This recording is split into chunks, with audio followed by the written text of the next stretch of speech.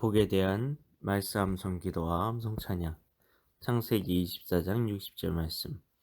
리브가에게 축복하여 이르되 우리 누이여 너는 천만인의 어머니가 될지어다. 내 씨로 그 원수의 성문을 얻게 할지어다. 리브가에게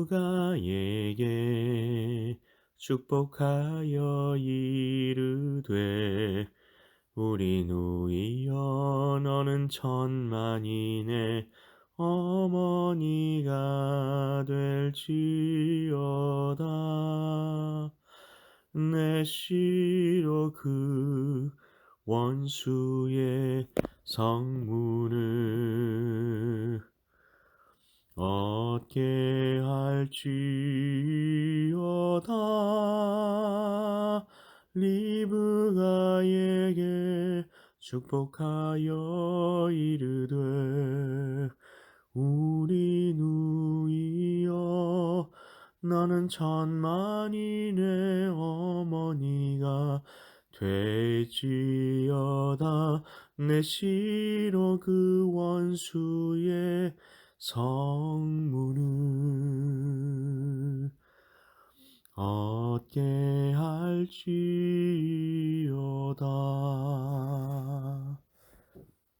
말씀 기도입니다. 하나님 아버지, 라반이 여동생 리브가를 축복하는 이야기입니다. 라반이 축복하는 내용은 보통 이야기가 아닙니다. 그냥 하는 축복이 아닙니다. 그 한마디 한마디가 아브라함에게 주신 축복과 일치합니다. 어떻게 라반이 이 축복을 알게 되었을까요? 바로 아브라함의 충직한 종 때문이었을 것입니다. 아브라함의 종이 라반에게 하나님께서 아브라함에게 주신 복에 대해 그리고 그 복으로 인해 창대하게 되었던 것에 대해 나누었던 것을 알고 있습니다. 그 과정에서 라반에게 하나님께서 아브라함에게 주신 복의 구체적인 내용에 대해 이야기했으리라고 충분히 짐작해 볼 수 있습니다. 여기에서 우리는 사라를 열국의 어머니라고 부르신 이유에 대해 오늘 말씀을 통해 우리는 그 의미를 분명히 알 수 있습니다. 하나님께서 주신 예언은 후대로 갈수록 분명하게 계시되는 것을 알 수 있습니다. 계시라는 것은 열어 보인다는 뜻입니다. 우리는 하나님의 예언의 뜻을 밝히기 위한 계시의 커튼을 열어 젖힐 수 없습니다. 오직 하나님만이 그 커튼을 여실 수 있습니다. 그러나 그 커튼은 단번에 젖혀지지 않습니다. 그 계시가 완성되기 위해 필요한 환경, 조건, 사람 등이 있기 때문입니다.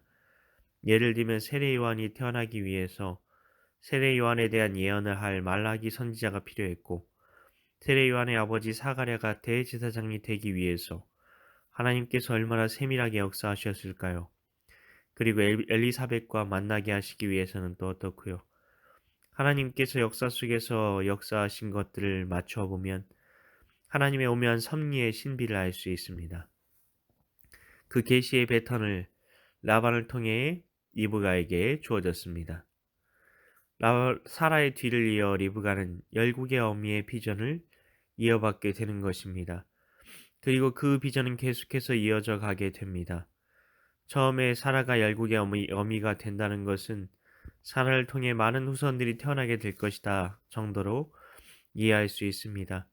그러나 열국의 어미가 된다는 말씀이 리브가에게 전해질 때 그 비전은 좀 더 구체적으로 계시되었습니다. 바로 원수의 성문을 얻게 할 그 씨에 대해 말하고 있는 것입니다. 그 씨는 바로 예수님이십니다. 그러면 열국의 어미가 된다는 것은 무엇입니까? 바로 예수님을 통해 열방이 아브라함의 후손으로 나실 예수님을 통해 복의 유산을 이어받게 된다는 것입니다. 이 유산은 더 이상 혈통으로나 육정으로나 사람의 뜻으로 난 이들이 받는 것이 아닙니다. 아브라함의 후손으로 오실 예수님으로 인해 복의 유산을 이어받게 되는 것입니다. 아브라함에게 주신 이 축복은 이스라엘 자손들에게만 주어진 것이 아닙니다. 예수님을 통해 우리도 아브라함의 후손이 되는 것입니다. 우리도 복의 유산을 이어받은 자들입니다. 우리도 복의 상속자입니다. 아버지, 우리가 이미 복을 유산으로 받은 자임을 믿게 하소서. 복을 얻으려고 살아가는 것이 아니라 그 복을 우리가 유산으로 이어받았기에, 아니 복의 근원이신 하나님이 우리 안에 계시기에 우리가 이미 복이 된 것입니다. 내가 복이 될지라고 예언하신 그 하나님의 예언이 우리에게 성취되었습니다. 우리 안에 예수님이 계시는 한 이 복을 우리에게서 빼앗아 갈 수 있는 자는 없습니다. 그러니 우리는 잘 될 것입니다. 그러니 환경에 따라 지금 내게 일어나는 일로 인해 일이 일비할 필요가 없는 것입니다. 아버지, 이 놀라운 유산을 우리 모두 누리기 위해 말씀 암송 기도와 암송 찬양 가운데 나아가오니 성령으로 임하사 주님의 복을 누리며 흘려보내며 살게 하여 주옵소서. 더 주님 부어주시옵소서. 더 주님 부어주시옵소서. 더 주님 채우소서. 믿고 감사드리오며 예수님 이름으로 기도하옵나이다. 아멘.